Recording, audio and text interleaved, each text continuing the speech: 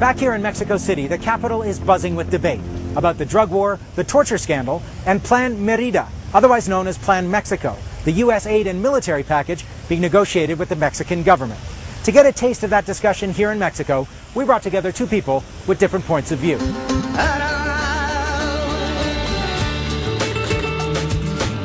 Jorge Chabat is an expert on narcotics trafficking and security who's close to the Mexican government.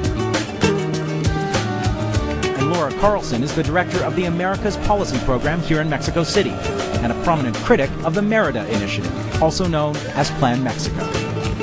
The official story is that the president has taken on the drug cartels and has asked the United States for its assistance. That's what we read in the mainstream news. Laura, what's missing from that picture? What's your version of what's going on in the drug war generally?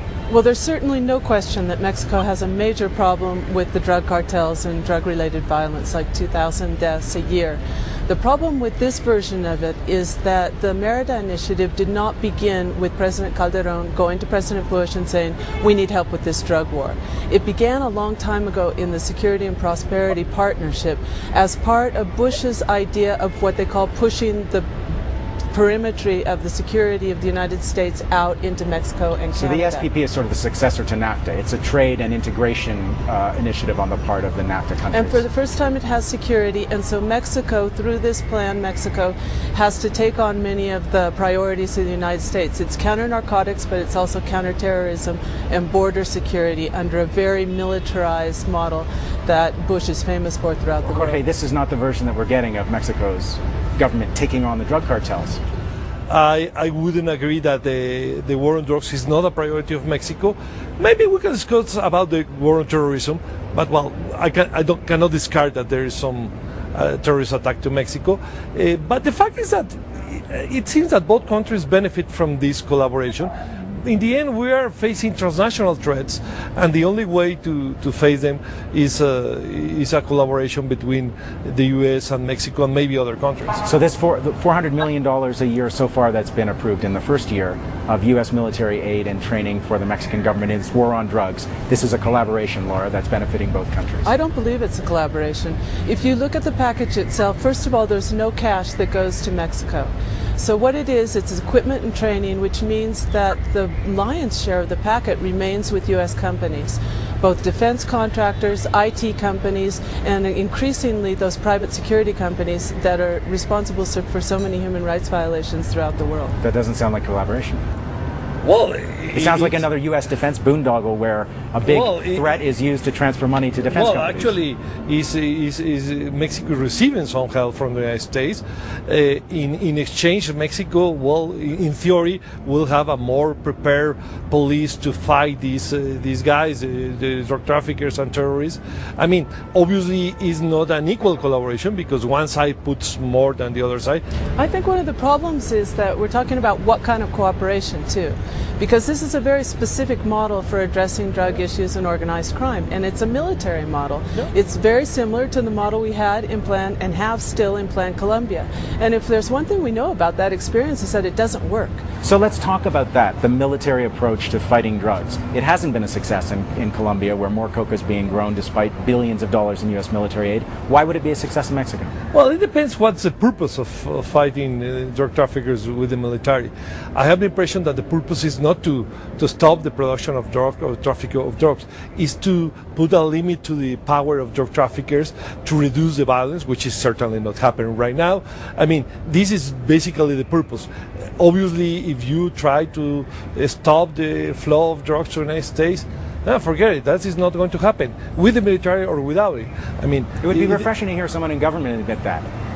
Because there's nothing to address the demand side. I mean, there's 14 million narcotics users in the United States. Yeah, but they are not supposed to say that, though. As long as you have that supply, and as long as you have that demand and such a lucrative business involved, you'll never be able to stop it. Let's talk about human rights violations. One day after President Bush signed the Plan Mexico Merida initiative into law, this torture scandal erupted with U.S. contractors on video teaching Mexican police torture techniques. Jorge, what was the effect of that in Mexico?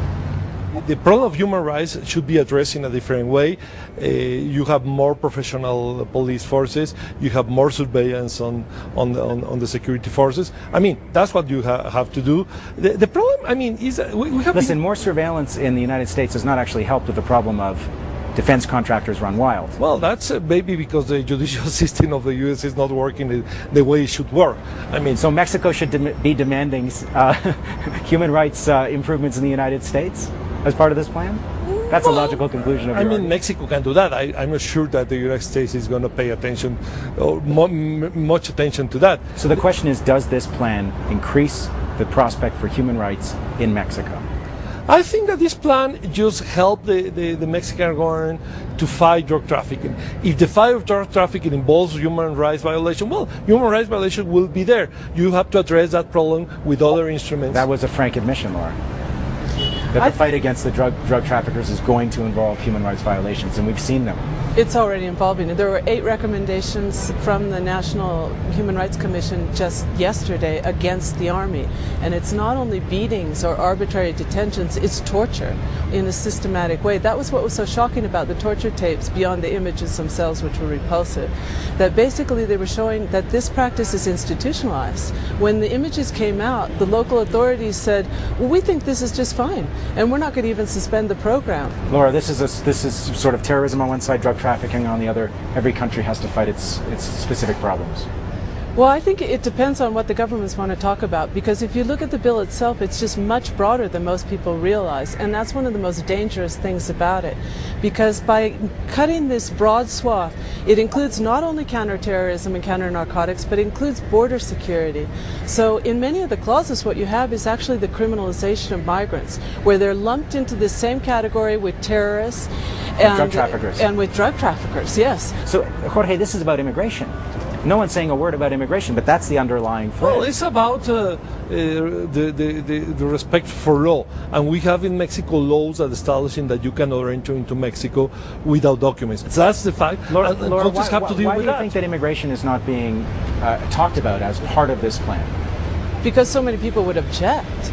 And both in the United States and in Mexico as well, because it's one thing to have immigration reform that will enable you to have rule of law in terms of how you control your borders. But when you put it in this kind of a package, you are criminalizing them, and much of that surveillance equipment is to be used against them as well. And this again is the imposition of the U.S. agenda on Mexico. Okay. Migrants who don't have documents should be stopped. It shouldn't be tortured. It shouldn't be mistreated. But you have to enforce some kind of controls. That's the world we live. I don't agree with that. That's what is happening everywhere in the world. Yeah, but what else can you do if you have some laws that establishes that? I mean, that's my point. As we draw to a close here, let's widen the picture and look at the regional picture. The United States doesn't have a lot of reliable allies in Latin America these days. Colombia has been a huge recipient of U.S. military aid. Is this what's happening with this Merida initiative, that the United States is trying to cultivate Mexico as a much-needed ally? In this case, I think the argument is that the United States needs a reliable border. That's the basic fact. It doesn't matter if the government is from the right or left or whatever, because we have had in the past some governments in Mexico with some left-wing rhetoric. Obviously, we can discuss if they were left-wing. But in this case, I think that the basic concern is stability. I think the geopolitical significance of this is absolutely clear. The United States does need Mexico as an ally in any case, but in this case what's happening is this relationship transfers the reins of the relationship with Mexico, a very important relationship, from the State Department to the Pentagon. And I don't think that that's something the Democrats would want.